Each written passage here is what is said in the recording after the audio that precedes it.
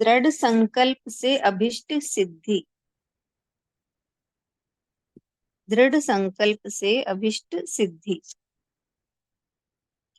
परिवर्तन प्रकृति का नियम, ऊर्जा का प्राण और सृष्टि का स्वरूप है। परिवर्तन प्रकृति का नियम, ऊर्जा का प्राण और सृष्टि का स्वरूप है। हमारे जीवन और नदी के प्रवाह में आने वाले परिवर्तनों में साम्य है, लेकिन इसके अनुभव एवं अभिव्यक्ति में अंतर है। हमारे जीवन और नदी के प्रवाह में आने वाले परिवर्तनों में साम्य है, लेकिन इसके अनुभव एवं अभिव्यक्ति में अंतर है। जीवन मृत्यु को पाकर अस्तित्वहीन हो जाता है और सरिता सागर में विलीन होकर शेष होती है। मनुष्य और नदी के जीवन में घटने वाले परिवर्तन भले ही भिन्न भिन्न दिखते हो, परंतु उनका लक्ष्य एक ही है, अपने स्वरूप में मिल जाना।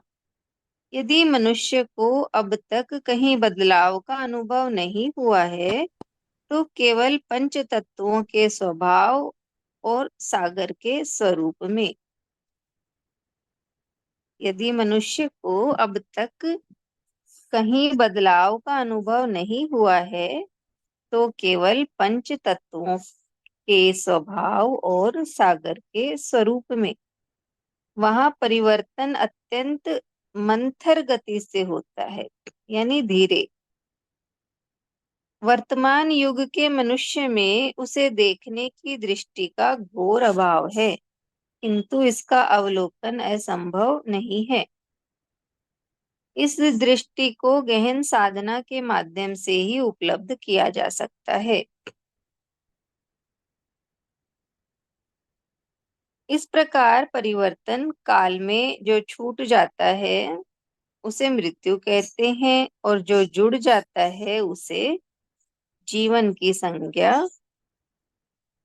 दी जाती है। जो इसके अभाव से मुक्त होने की युक्ति सीख लेता है, वह मुक्त पुरुष ही विचरण करता तीर्थ और शरीरधारी होने पर भी भगवान कहलाता है।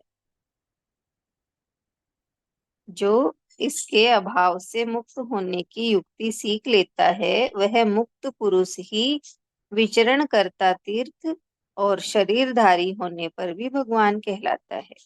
इस बुद्धि को उपलब्ध होने में संसार सहायक होता है और शरीर साधन बनता है। अंदर और बाहर का संतुलन, चिंतन एवं आचरण में साम्य तथा मिलन तथा और वियोग में संभाव ऐसे साधन संपन्न व्यक्ति के लक्षण हैं। अंदर और बाहर का संतुलन, चिंतन एवं आचरण में साम्य तथा मिलन और वियोग में संभाव ऐसे साधन संपन्न व्यक्ति के लक्षण हैं। साधक में परम सत्य को जानने की व्याकुलता और अपने को छुपाने का सहज भाव होना आवश्यक है। वह अंडरग्राउंड वायरिंग, यानी जमीन के अंदर बिछा बिजली का तार, वह अंडरग्राउंड वायरिंग का वह तार है जो बाहर से दिखाई नहीं पड़ता, लेकिन जब पावर हाउस से उसका कनेक्शन सही रूप से जुड़ जाता है तो उससे उपलब्ध प्रकाश को बांटना उसका सहज स्वभाव बन जाता है। असहजता से सहजता की ओर जाना ही साधना के मार्ग में पैर रखना है। साधक असहज वृत्तियों को समझकर तथा सहजता में आने वाले कारणों तक पहुंचकर सतगुरु की कृपा से उसके आगे की यात्रा पर अग्रसर होता है।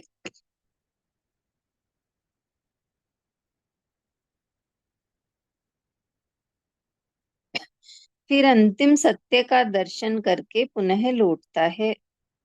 फिर घिर आए बादल की तरह प्रतिपल परिवर्तित हो रहे संसार पर बार बार बरसने के लिए। जब वह अपने अंदर डूबकर देखता है तो उसे पता चलता है कि वृत्तियों के जन्म का कारण होती है उसकी स्वयं की आदतें। वृत्तियों के जन्म का कारण होती है उसकी स्वयं की आदतें। यह ज्ञान उसे सावधान अवलोकन से ही प्राप्त होता है। यह तभी संभव होता है जब आकलन में सजगता के साथ साथ अनुभूति की तीव्रता भी हो और कारण जान लेने के बाद उससे ऊपर उठने का दृढ़ संकल्प भी साधक के मन में जन्म ले। यानी ये वृत्तियों का जन्म आदतों के कारण होता है, तो ये ज्ञान उसे अपना खुद का अवलोकन करने से प्राप्त होता है। और ये तभी संभव है जब अवलोकन के साथ अनुभूति, उस चीज की अनुभूति भी हो। तो वो कारण जान लेने के बाद वो जो अपनी आदतें हैं उनमें वैसा वो नहीं करेगा। तो कहा कारण जान लेने के बाद उससे ऊपर उठने का दृढ़ संकल्प भी साधक के मन में जन्म ले कि मुझे इन चीजों से ऊपर उठना है। संकल्प होना एक प्रकार की साधना में आवश्यक है। यही कारण है कि वैदिक पद्धति की प्रत्येक उपासना में पूजा के पूर्व संकल्प लेना आवश्यक होता है। संकल्प हर सकाम साधना का पवित्र उद्घोष, स्वयं को जानने का अघोषित व्रत है। संकल्प की भूमिका। उपासना की प्रक्रिया में संकल्प की अत्यंत महत्वपूर्ण भूमिका होती है। संकल्प में की जाने वाली क्रिया का पूर्ण प्रारूप होता है। संकल्प में क्रिया का उद्देश्य भी स्पष्ट रूप से वर्णित होता है। संकल्प का अर्थ है इष्ट साधन प्रक्रिया यानी साधना और स्वयं पर पूर्ण विश्वास। यदि इनमें से एक पर भी अनिश्चय की स्थिति हो तो सिद्धि नहीं प्राप्त होती। भगवत गीता के इस प्रवचन संशात्मा विनशक्ति का यही अर्थ है। यही है लेसन, दृढ़ संकल्प से अभिष्ट सिद्धि। तो अभिष्ट की सिद्धि, कोई भी हमारा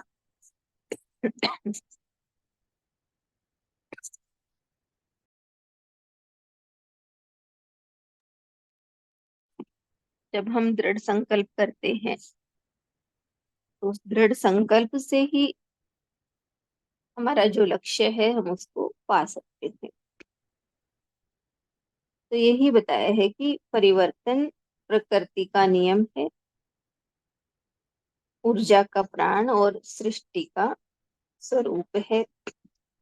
और हमारे जीवन और नदी के प्रवाह में जो परिवर्तन आते हैं उनमें साम्य है, लेकिन अनुभव और अभिव्यक्ति में अंतर है। जैसे कहा कि जीवन मृत्यु को पाकर अस्तित्वहीन हो जाता है और सरिता सागर में विलीन होकर शेष हो जाती है। तो उनमें दोनों में परिवर्तन अलग अलग हो, लेकिन उनका लक्ष्य एक ही है, यानी अपने स्वरूप में मिल जाना। तो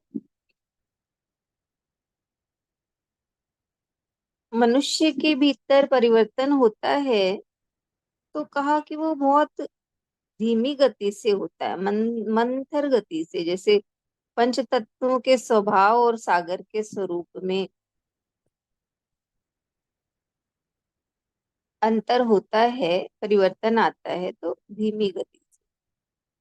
और आज के युग में मनुष्य क्यों नहीं अनुभव कर पाता? क्योंकि उनके पास वो दृष्टि ही नहीं है अवलोकन करने की। तो इस तरह से हमें बताया है कि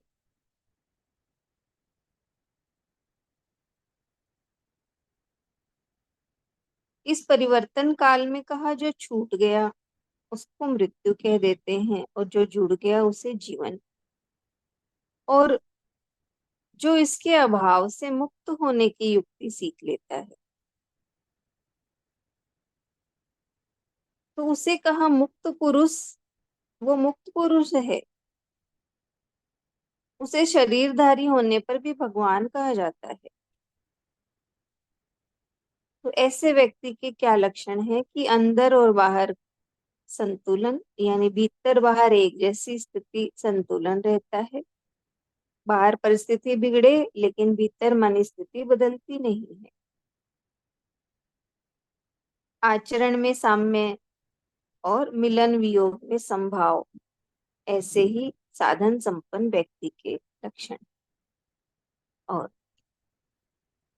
साधक जो होता है उसके अंदर सत्य को जानने की व्याकुलता होती है और वो खुद को छुपाए रखता है।